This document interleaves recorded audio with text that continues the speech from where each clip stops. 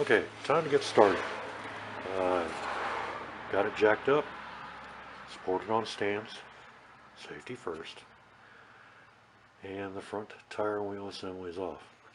I have gone through and pre-loosened a lot of this because unfortunately I don't have my tripod and I'm going to have to hand hold the camera while I do this. I have already done the other side as far as the disassembly, shooting stills for a different tutorial. This side will be just the same. Okay, first of all, you have two bolts right here that hold the caliper. I believe they are 18 millimeter. Yes, 18 millimeter. One above, one below. Loosen them up, pull them out.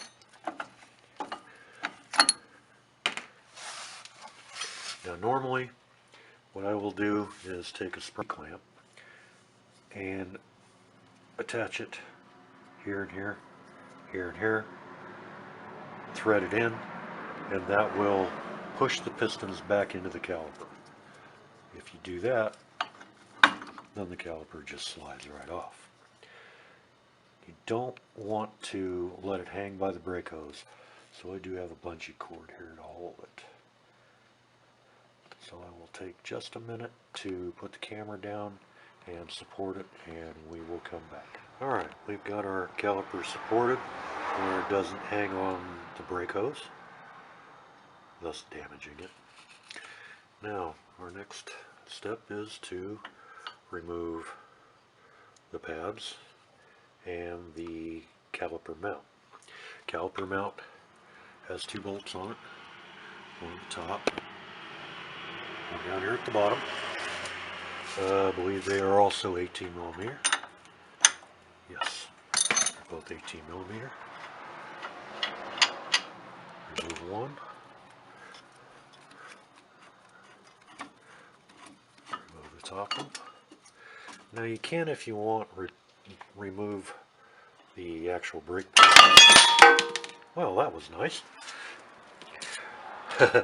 Remove your brake pads before you drop everything, which you wouldn't do if you were using two hands instead of using one hand and trying to use the other one to hold the camera. So now we have our pads and our caliper mounting bracket removed.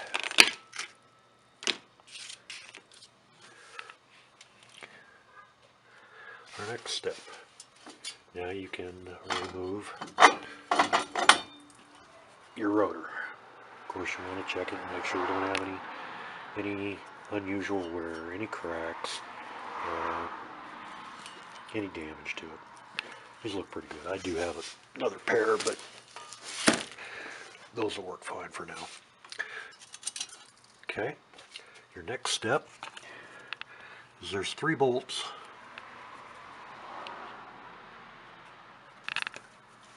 on the back side, one here, and one around towards the front. Those hold your hub assembly on. Those are, again, 18 millimeters. Again, I'll go ahead and remove these. Hopefully I don't drop my hub. Alright, now we are ready to remove our hub and dust shield assembly. But first,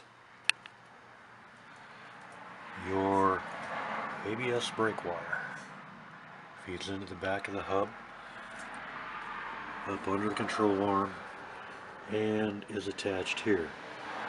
There's one attachment to the frame, and it's just a unsnap and separate. And pull it loose of the frame. And there's the end of it. That's where it feeds into the frame. And of course, the end that plugs into your harness.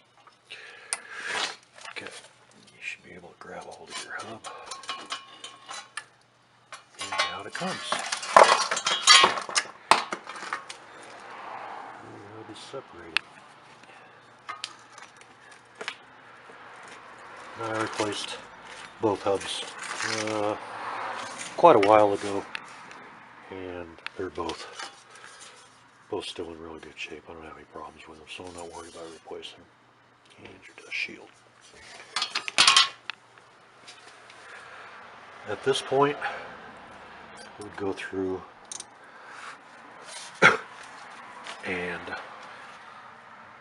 loosen up and remove the sway bar link, loosen up and remove the tie rod end, pull all the cotter keys out of your ball joints. There's two of them, one here, one here. Throw them away, don't ever reuse them.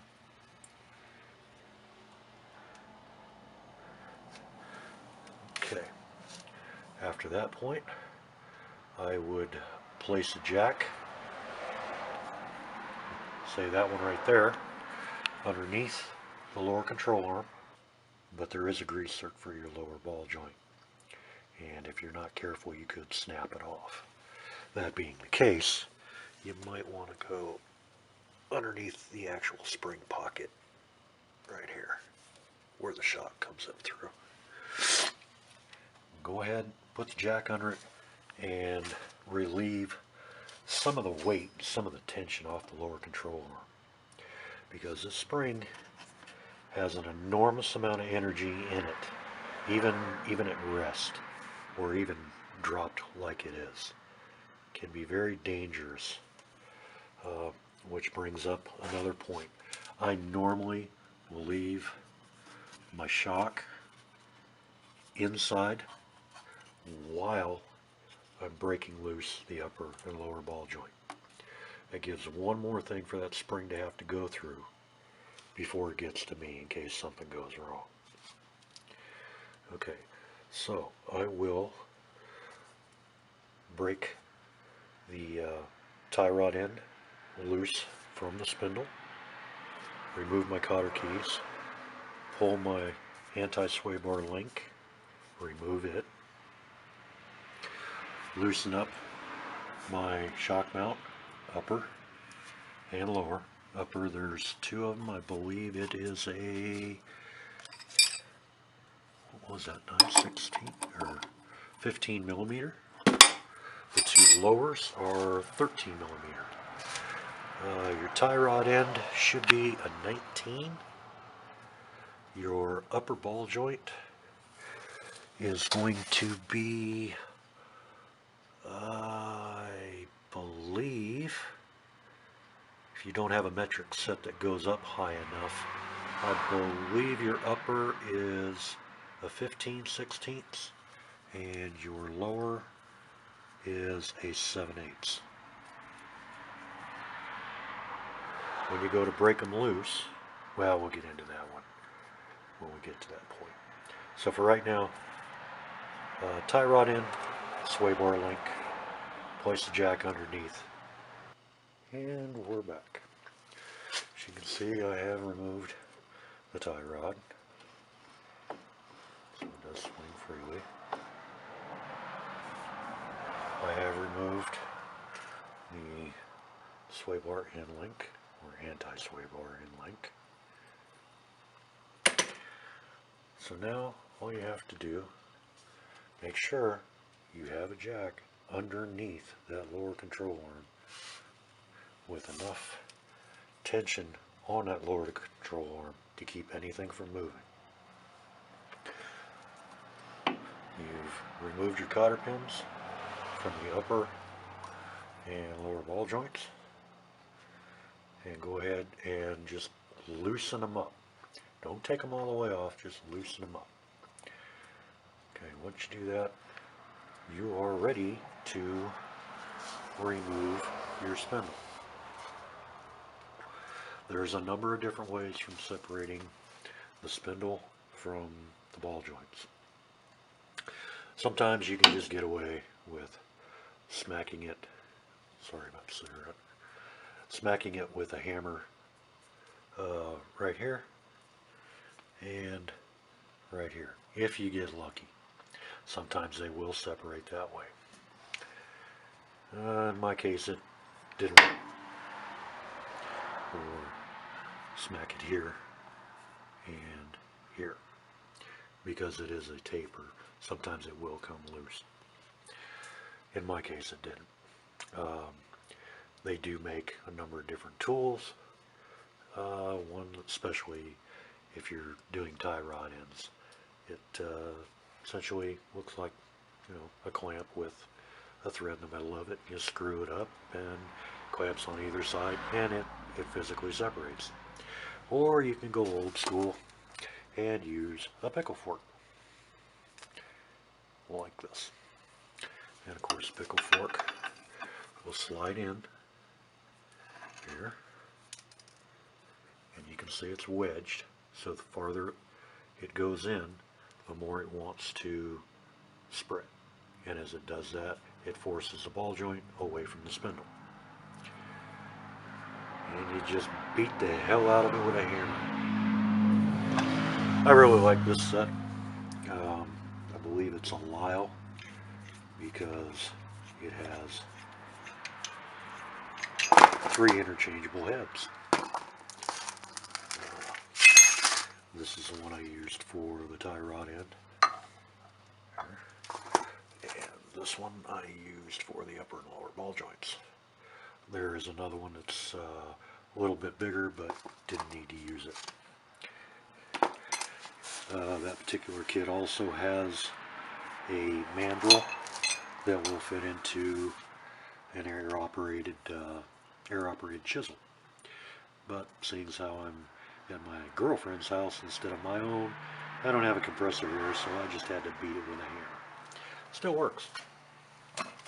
Okay, I have gone through and separated both of them with pickle fork. And I'm going to have to relieve some of the tension on it to get them off.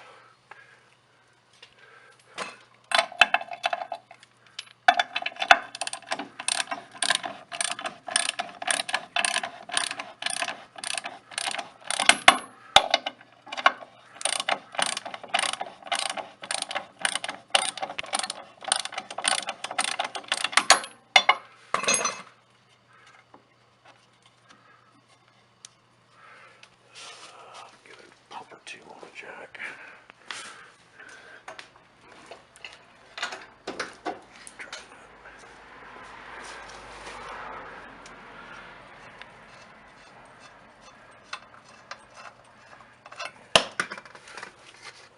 There's the castle nut for the lower ball joint. And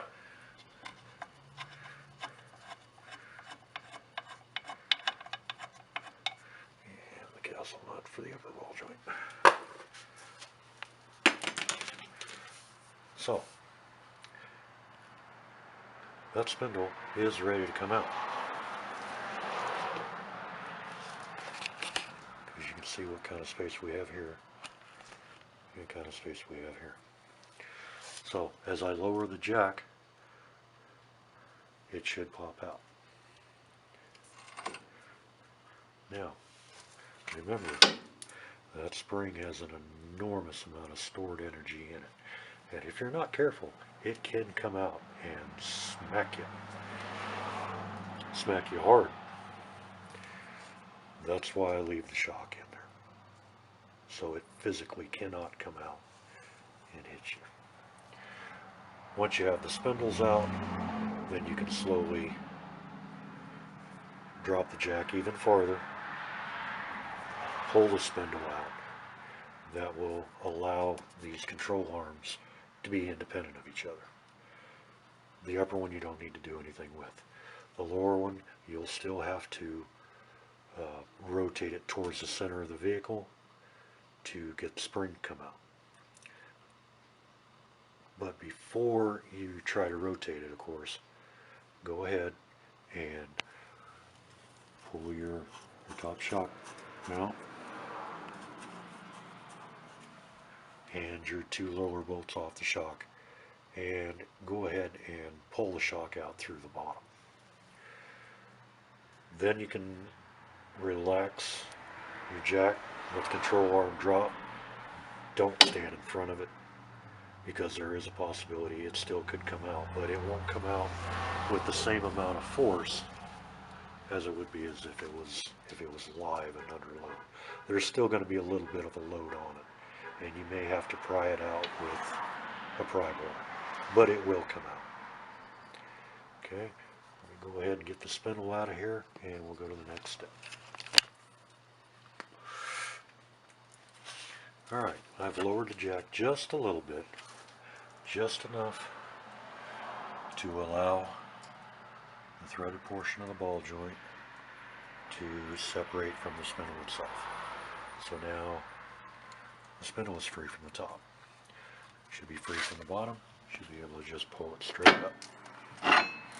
And off it comes.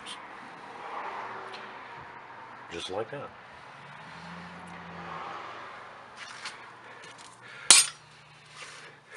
Typically, and unfortunately, when you use a pickle fork,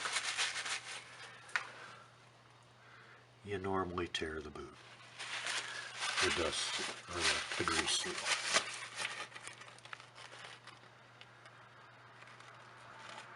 So that ball joint's going to get replaced, along with one on the other side. Also have to remember this truck, it's a 2001, so it's already 16 years old. Rubber doesn't normally hold up that well over that many years, so I pretty much figured to replace the ball joints anyway. I'm already here, it's already all apart, now's the best time to do it. I mean, yeah, you could throw it back together that way, just keep pushing grease through it, but, you know, really?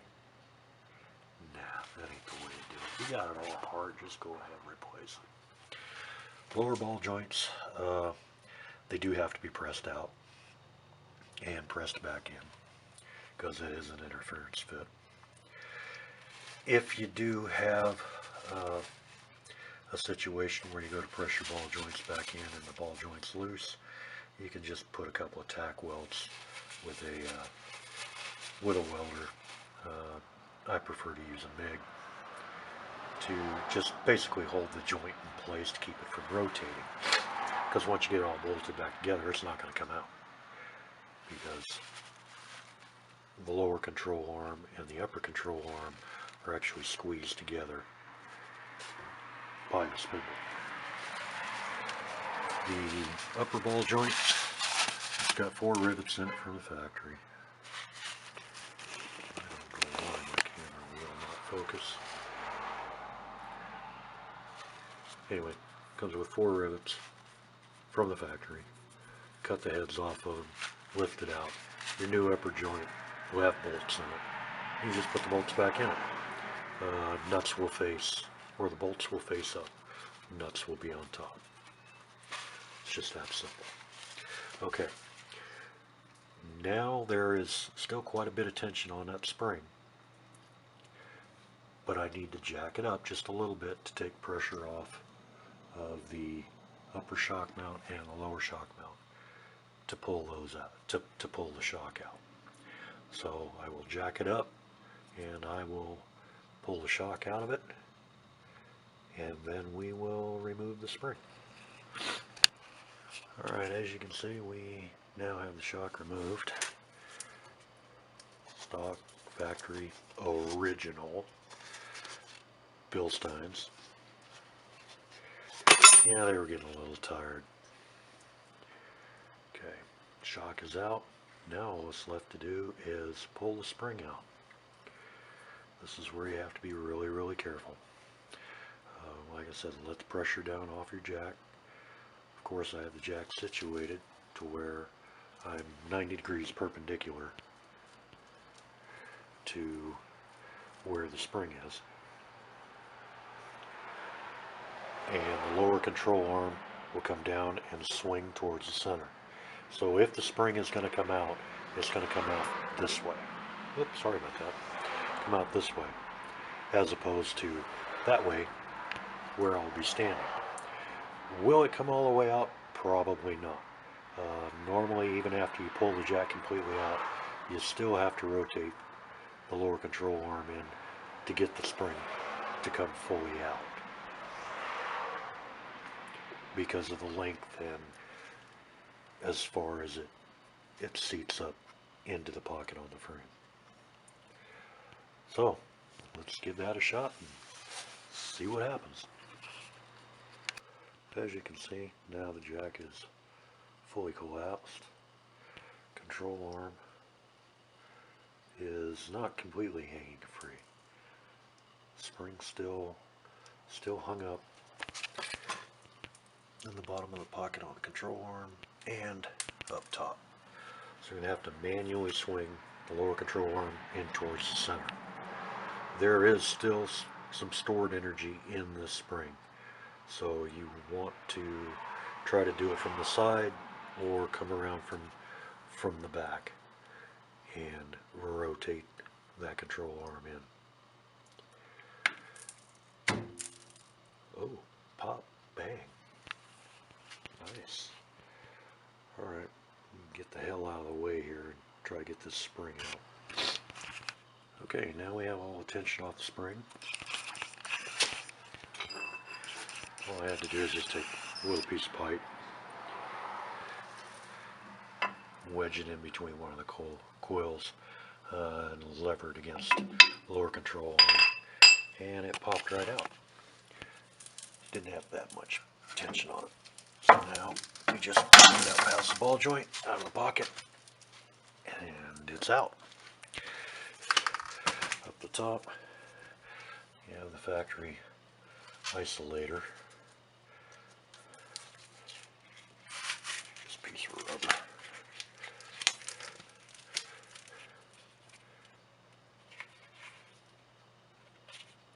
Quiets the ride, I guess. With the Beltec springs that I have, I'm not planning on putting the spacer in because I'm going to try to go for a 5-inch drop. The spacer would limit that to 4 inches. Either way, I'm not going to put the isolator back in, upper or lower. I don't mind a little noise. Doesn't bother me. Okay, now the only thing left to do is to remove that bolt there and that bolt there and drop the lower control arms out.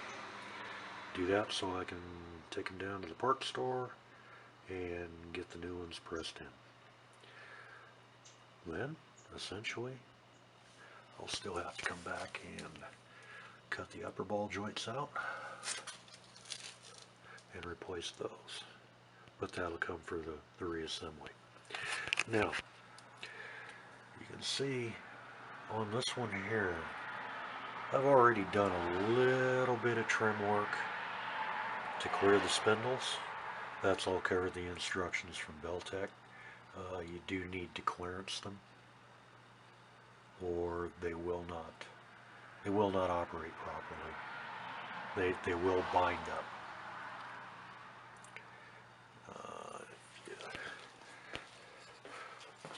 Walk around here to the driver's side, you'll see one that's not modified. This area right here needs to be cut back, and this area here needs to be cut back. But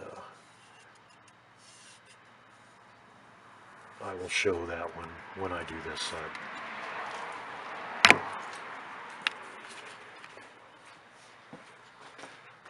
Like I said, it's all uncovered in the instructions from Beltec, which the instructions are also available online for download. Okay, let me get this lower control arm out of here, get them cleaned up, get them down there to the parts store, get some new ball joints, and see if we can't start putting this thing back together. Because I am replacing my sway bar, it'll be the next thing to come out. It's just attached with 4 bolts, 10mm. Just unthread them, and the whole thing will drop out.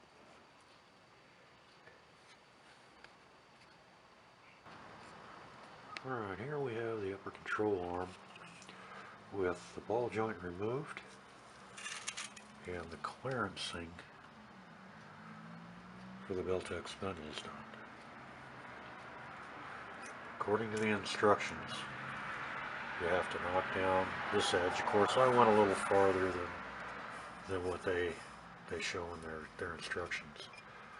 And then down this edge is actually, I think, probably more important, all the way back to here.